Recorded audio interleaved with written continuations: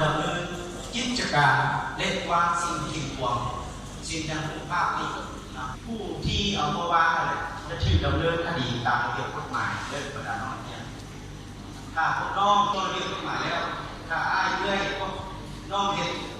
พ่อแม่พวกเขาได้กระทำเรื่องกล่าวก็ให้เตือนขึ้นเนาะก็ให้เตือนขึ้นบุคคลเห็น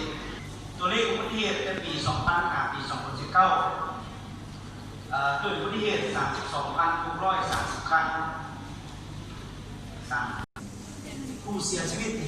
235 คนต่อปีเป็นตัวเลขที่สูงบ่ขนาดนั้นเทียมสูงเนาะดังนั้นแหละครับพวกเข้าไปอยู่ในตัวเลขดังกล่าวเข้าบอกในตัวนี้